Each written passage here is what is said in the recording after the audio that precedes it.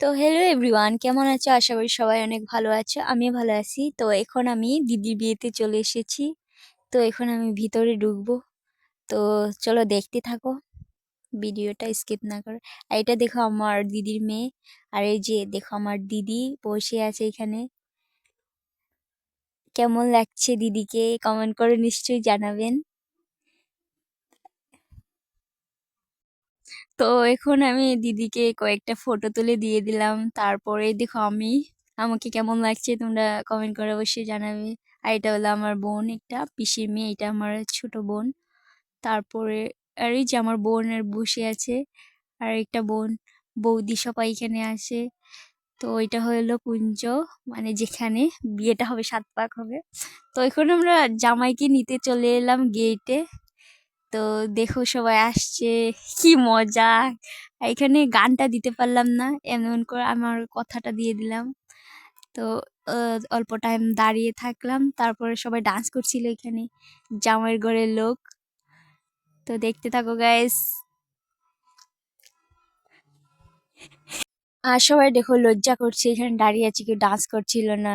তো আমি কেটে কেটে ভিডিওটা করলাম অল্প অল্প করে। তো সবাই কি ডান্স করছে, জামাইয়ের ঘরের লোক দেখো ভালো করে। তো ভিডিওটা দেখতে থাকো, স্কিপ না করো। এখন জামাইকে নিতে চলে গেল আমার বৌদি, আর একটা দিদি, দুটা বৌদি গেছে নিতে। তো এখন চলে আসবে জামাই। তো দেখতে থাকো ভিডিওটা স্কিপ না করে। তো ওইখানে আমাদের বেঙ্গলিদের অনেক নিয়ম আছে, তো সেগুলো করা হবে এখানে গেটে। তো জামাই চলে এসেছে, এই যে এখানে তো করা হচ্ছে এখন, কি কি করতে। ডাইরেক্ট আমি বিয়েতে তো গাইজ আমি পুরো ভিডিওটা করিনি, অল্প অল্প কেটে কেটে করছিলাম, কারণ আমার অনেক কাজ ছিল, দিদির বিয়ে বলে কথা। তো এখন ডাইরেক্ট মণ্ডপে চলে এলাম, কুঞ্জে কুঞ্জে। তো এখন এখানে সাত পাক হচ্ছে। তো দেখছিলাম আমি দাঁড়িয়ে দাঁড়িয়ে অল্প। তো দেখাই যাচ্ছিল না, ভিড় ছিল ওই টাইমে। তো দেখতে থাকো। তো পরের দিন, কালকে আর করতে পারিনি, অফ করে দিয়েছি, পরের দিনে এই ভিডিওটা শুট করলাম।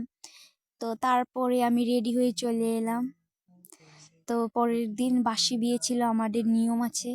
তো সেটা করার জন্য দিদিকে সাজানো হলো, তারপর ওকে নিয়ে যাওয়া হলো এখানে।